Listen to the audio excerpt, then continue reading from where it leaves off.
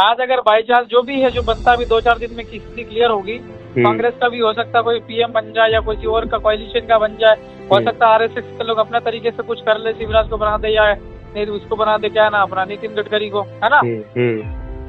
नमस्ते सर, कैसे हैं? जिस तरह से बीजेपी को मतलब बीजेपी फुल मेजोरिटी में नहीं है, वो उसके अलायंस के साथ मेजोरिटी में है बस। अभी देखो कुछ होगा, ये सब बीजेपी में फुट पड़ रही है। एनडीए का सपोर्ट करने वाले 1-2 दल जो है वो कांग्रेस के संपर्क में, ऐसा सुनने में आ रहा है। नीतीश कुमार भी कांग्रेस में जा रहे हैं, सुनने में आ रहा है। तो इस टाइप की चल रही है मामला, तो कांग्रेस की भी संभावना आ रही है कि आदमी को पीएम बना सकते हैं, ये मुलायम सिंह को है या नीतीश कुमार को है या वो क्या नाम अपने ममता बनर्जी है, अच्छा राहुल गांधी को बना सकते हैं, राहुल गांधी को भी बना सकते हैं। आपको क्या लगता है किसको बनाना चाहिए?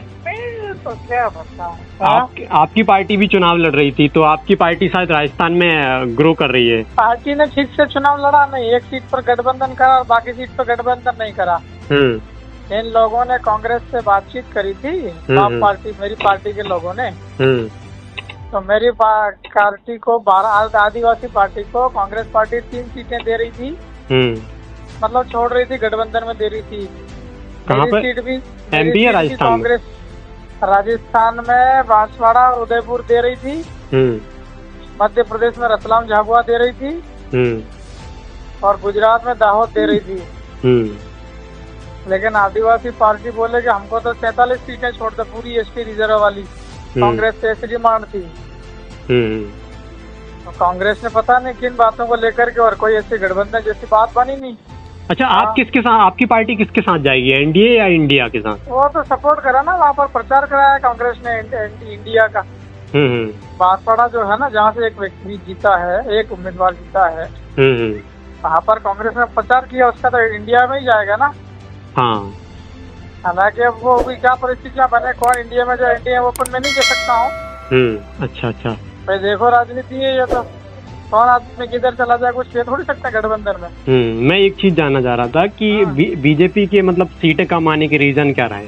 बीजेपी के रीजन पे इन्होंने बदमाशी बहुत ज्यादा कर ली है, लोगों को सताना, परेशान करना, प्रताड़ित करना, शोषण करना, अत्याचार करना, है ना।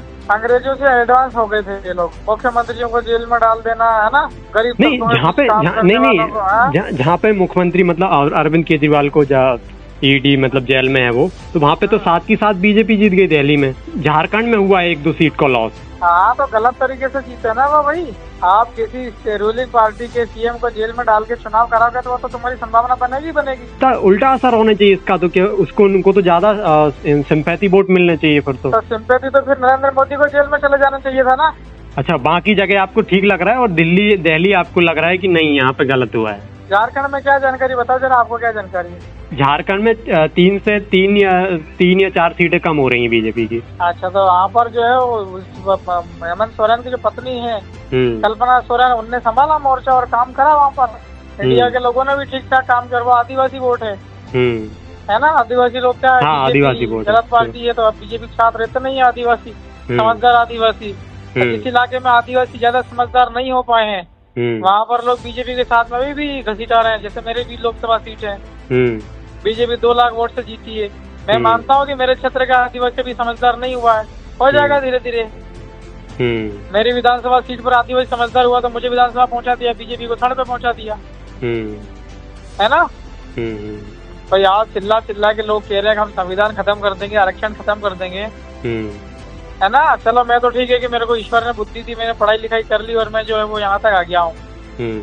लेकिन वो लोग जिनके पास में कपड़े नहीं है पहनने के लिए, कपड़े धोने के लिए साबुन नहीं है, सब्जी बघाड़ने के लिए तेल नहीं मिलता है ना, मजदूरी करने जाते हैं बाहर प्लान पे, वहाँ मजदूरी नहीं मिलती है। मजदूरी करते भी है तो वो जो ठेकेदार वगैरह होते हैं वो पैसा नहीं देते हैं, है ना। उन लोगों के साथ में कैसे न्याय हो जाएगा, अगर कैसे अपेक्षा कर सकते हैं बीजेपी की सरकार से? आदिवासी लोग तो नहीं है इसके साथ में, समझदार आदिवासी।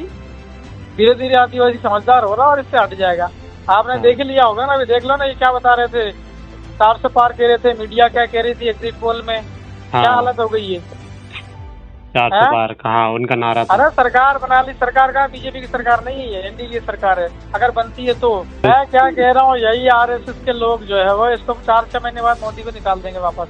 अगर ये शपथ ले लेते हैं पीएम की तो। क्योंकि बीजेपी के अंदर भी खटपट चल रही भाई, दूसरे लोगों के साथ खटपट चल रही है, ऐसा नहीं कह रहा हूँ मैं। पूरे देश के साथ, पूरे देश के लोग परेशान हैं। आप लोग जो आप जिस इलाके में रह रहे हैं वहाँ के आरएसएस के पुराने प्रचारकों से मिलो जाके। मैं एक चीज जानना चाह रहा था, आपके हिसाब से अगर एनडीए की सरकार बनती है तो मोदी जी के अलावा आप किसे आपको चाहिए कि यार ये प्रधानमंत्री बनना चाहिए? नितिन गडकरी नागपुर। और शिवराज जी? शिवराज जी बढ़िया है। शिवराज बढ़िया है, क्योंकि पहले भी ये बात चली थी कि अगर एनडीए को मतलब बीजेपी को फुल बहुमत नहीं मिलता है, उनकी मेजोरिटी नहीं आती, तो कोई देखना अलग कोई नेता बनेगा। क्योंकि आप नीतीश जी मतलब नीतीश और मोदी जी का बॉन्ड उतना अच्छा नहीं मान लोग कह रहे थे। क्या है, नरेंद्र मोदी जो है वो पॉलिटिक्स में अब सीट नहीं बैठ पा रहा है। पहले कर लिया होगा उन्होंने, जो गुजरात के सीएम रहे, 10 साल पीएम रहे, है ना। क्योंकि किसी को मैं तो बहुत खुश हूँ। मैं तो खुद ही मैं एक्सपेक्ट कर रहा था कि कांग्रेस का जो इंडिया है वो 150 के ऊपर चला जाएगा, सोच रहा था, लेकिन ये तो काफी आगे चले गया इंडिया तो। और बढ़िया हुआ जो भी हुआ। किसी भी पार्टी को लंबे समय तक सत्ता में नहीं रहना चाहिए। आज अगर बाई चांस जो भी है, जो बनता भी 2-4 दिन में किसी क्लियर होगी, कांग्रेस का भी हो सकता है कोई पीएम बन जाए या कोई और का कोalition का बन जाए, हो सकता है आरएसएस के लोग अपने तरीके से कुछ कर ले, शिवराज को बना दे या नहीं तो उसको बना दे, क्या ना अपना नितिन गडकरी को, है ना। लेकिन किसी भी पार्टी को लंबे समय तक नहीं रहना वो चाहिए सत्ता में। यहाँ पर राजस्थान में भी बहुत लॉस हुआ बीजेपी का। लॉस नहीं हुआ बीजेपी का बहुत लॉस हुआ। एक चीज मैं ये कह रहा था कि ईवीएम पे बड़े सवाल उठ रहे थे, तो उन पे अब क्या विराम लग गया? मतलब वो खुश हैं भले ही उनकी? नहीं, विराम नहीं लगा। इंटेलेक्चुअल लोग विरामने में, कल कपिल सिब्बल के साथ बैठा हुआ था मैं, नरेंद्र मोदी जी जानबूझ करके और जो है वो ईवीएम में कुछ गड़बड़ करके और कम सीटों के साथ में अपनी सरकार चला, ताकि लोगों को विश्वास बना रहे, जानबूझ करके, और इंडिया को ज्यादा सीटें दिलवा दे ईवीएम में गड़बड़ कर गुरा के।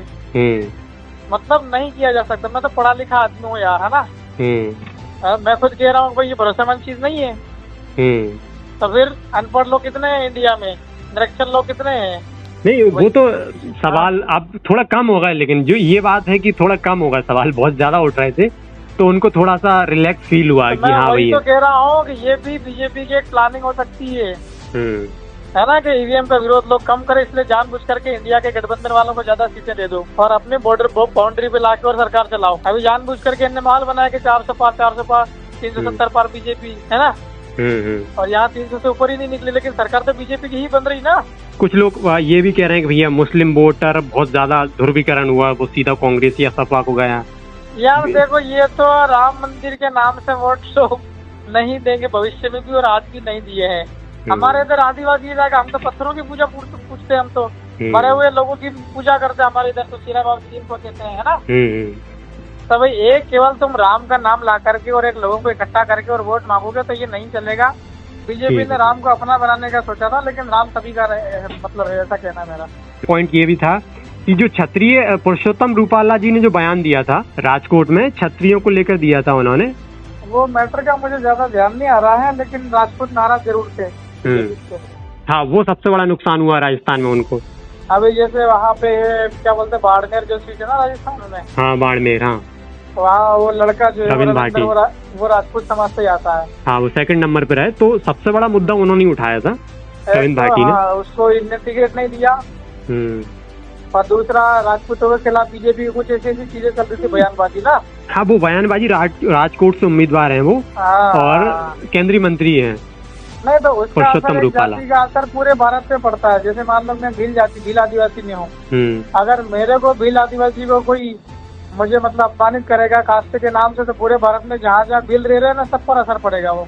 यार हमारी जात के आदमी को ऐसा बोल रहे हैं, तो पूरे राजपूत पर असर पड़ा। तो राजपूतों ने नहीं वोट दिया इसको, बीजेपी को। बिहार में मतलब 6 या 7 सीटें कम हो गई इनकी। बिहार में अगर नीतीश कुमार की पार्टी बीजेपी के साथ गठबंधन करके चुनाव नहीं लड़ती, हाँ ये सही कह रहे हैं आप, तो बीजेपी क्या करती, वहाँ सभी सीटों में उम्मीदवार उतारती। अब जब सभी पर उम्मीदवार उतारती तो नीतीश कुमार इतनी सीटें नहीं ला सकते थे, है ना। तो नीतीश कुमार जो है उसका गणित कोई समझ नहीं सकता है। वो मुख्यमंत्री भी बना हुआ है, उसने 14 आदमी लोकसभा भी भेज दिए। हाँ, और नहीं इसका फायदा मिलता। अगर बीजेपी नीतीश के साथ नहीं जाती तो बीजेपी को पूरा फायदा मिलता दोनों जगह। हाँ मिलता ना, बीजेपी की सीट ज्यादा आती और नीतीश की सीट नहीं आती। तो नीतीश का गणित क्या है वो बीजेपी नहीं समझ सकती। नीतीश बीजेपी से भी आगे निकला है। मैं आऊंगा, भोपाल में विधानसभा लगेगी। 15 दिन बाद आऊंगा। हाँ सर, बैठ के आपके साथ कम से कम आधे घंटे बातचीत करनी है सर। ठीक है आऊंगा, है ना। जी जी, ठीक है, थैंक यू सर। हाँ।